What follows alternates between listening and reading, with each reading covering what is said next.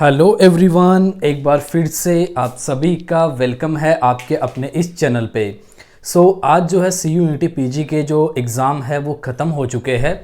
तो अब आपको आगे क्या करना है वही सारी चीज़ें इस वीडियो के अंदर हम आपको बताने वाले हैं।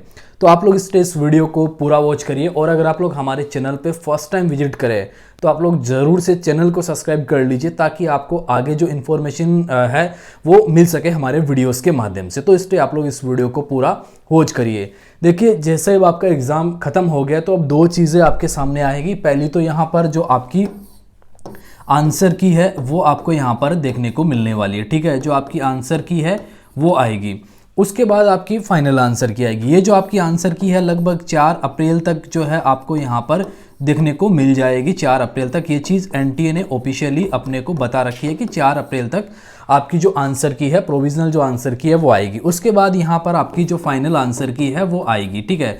फाइनल आंसर की तब आती है जब आप लोग यहाँ पर इस आंसर की को चैलेंज करते हो। मान लीजिए आपका कोई भी पेपर था, जैसे कि आपका ज्योग्राफी का पेपर था, उसमें आपने 2 क्वेश्चन को चैलेंज किया, उसके बाद NTA ने उन क्वेश्चन को एक्सेप्ट किया, देन फाइनल आंसर की में उसको सही करके और फिर वो जो है आपकी फाइनल आंसर की बनती है। तो फाइनल आंसर की आएगी।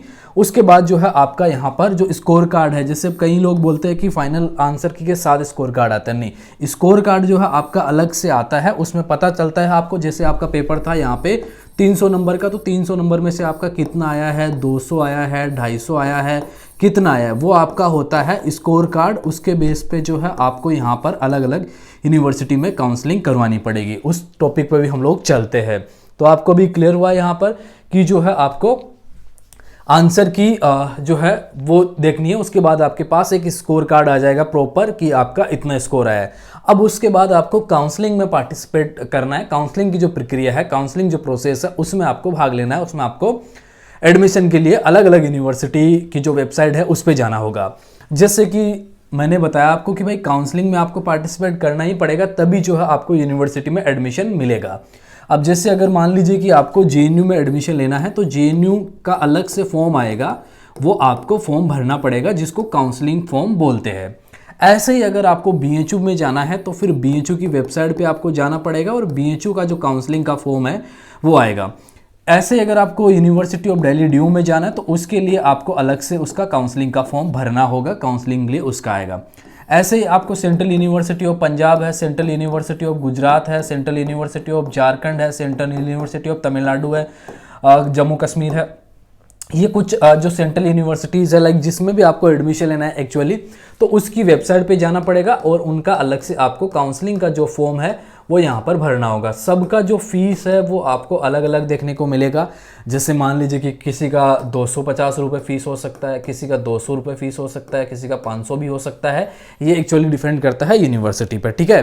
तो आपको जैसे ही आपको आपका जो स्कोर कार्ड है, जो स्कोर कार्ड आपके हाथ में आ जाता है जब NTA डिक्लेयर करता है, तो उसके बाद आपको काउंसलिंग में जो है पार्टिसिपेट यहाँ पर करना है, तो ही जो है आपको आपकी ड्रीम यूनिवर्सिटी में एडमिशन मिलेगा। अब जैसे कई बार क्या होता है कि आपने CUT का दे दिया बस कि सीधा एडमिशन हो जाएगा, नहीं भाई, आपको हर एक यूनिवर्सिटी की वेबसाइट पे जाके काउंसलिंग करवाना पड़ेगा। अगर आप JNU टारगेट कर रहे हैं तो जाहिर सी बात है आप JNU में काउंसलिंग करवाइए, आपको सब में करवाने की जरूरत नहीं है।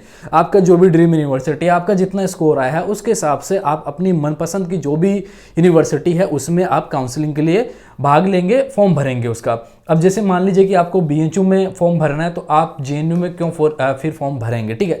वो आप पे डिपेंड करता है। ऐसा मैं नहीं बोल रहा हूँ कि आप BHU का भर दीजिए, JNU का मत भरिएगा, ठीक है। वो आपकी रुचि पे, आपकी पसंद पे डिपेंड करता है। अगर आपको JNU जाना है तो जाहिर सी बात है आप JNU का ही भरोगे, और अगर आपको BHU जाना है तो फिर आप BHU का फॉर्म भरोगे, और अगर आप बैकअप के लिए लेना चाहते हो तो फिर आप दोनों का फॉर्म भरेंगे, लेकिन दोनों के लिए अलग अलग फीस लगेगी। अब जैसे आप 10 यूनिवर्सिटी टारगेट करके भरोगे तो फिर तो फीस आपका अच्छा खासा यहाँ पर लग जाएगा। तो आप अपनी इच्छा अनुसार, मतलब आपकी जो मनपसंद यूनिवर्सिटी है उसमें आपको काउंसलिंग यहाँ पर करवानी चाहिए हमारे अकॉर्डिंग। बाकी आप जितनी चाहे उतनी यूनिवर्सिटी में करवा सकते हैं, कोई पाबंदी नहीं है। आपने जितनी यूनिवर्सिटी भरी है CUT के फॉर्म में आप करवा सकते हैं, कोई दिक्कत नहीं है। तो ये प्रोसेस रहेगा आपका स्कोर कार्ड आने के बाद में। अब इसके अलावा आपको एक और चीज़ पे ध्यान देना है, जो आपके महत्वपूर्ण जो डॉक्यूमेंट है, जो दस्तावेज है, उस पर आपको ध्यान देना है कि आपको कौन कौन से तैयार करवाने हैं, ठीक है। अब जैसे जो जनरल वाले स्टूडेंट है बेसिकली उनके लिए तो कोई अलग से डॉक्यूमेंट नहीं लगता है, कैटेगरी जो डॉक्यूमेंट है वो नहीं लगेगा उनके लिए। बाकी जो एससी के जो स्टूडेंट है, एससी का जो स्टूडेंट होगा उसके लिए एससी का जो सर्टिफिकेट है वो यहाँ पर लगेगा, ठीक है। ऐसे ही अगर आप ओबीसी के स्टूडेंट हैं तो ओबीसी का जो है वो यहाँ पर सर्टिफिकेट लगेगा। ऐसे ही अगर आप एसटी के हैं तो उसमें आपको सर्टिफिकेट देखने को मिलेगा। अगर आप ईडब्ल्यूएस के स्टूडेंट हैं तो फिर जो है आपको यहाँ पर उसका भी सर्टिफिकेट देखने को मिलेगा। इसके अलावा अगर आप पीडब्ल्यूडी के हैं तो आपके पास होगा सर्टिफिकेट, वो आपका यहाँ पर लगेगा।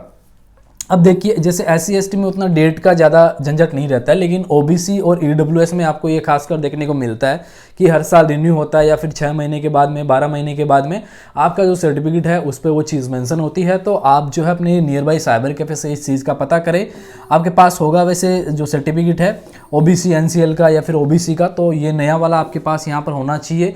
और आप एक बार जैसे जिस भी यूनिवर्सिटी के लिए अप्लाई करते हो, जैसे मान लीजिए जेएनयू के लिए अप्लाई कर रहे हो या फिर मान लीजिए बीएचयू के लिए कर रहे हो या डीयू के लिए कर रहे हो, तो उनका एक इन्फॉर्मेशन बुलेटिन है, प्रोस्पेक्टस है, उसमें दिया हुआ है कि भाई आपके पास ओबीसी किस डेट के बाद का होना चाहिए, है ना। तो वो आपको एक बार देखना है और देखने के बाद आप एक बार ज़रूर से इनको चेक करके और अपना जो सर्टिफिकेट है वो तैयार करवा लीजिए। अगर आप ये नहीं करवाते हो तो बाद में फिर भागा दौड़ी होगी, दिक्कत होगी, बना नहीं सर, टाइम लग जाएगा, ये सारी चीज़ें होती है ना।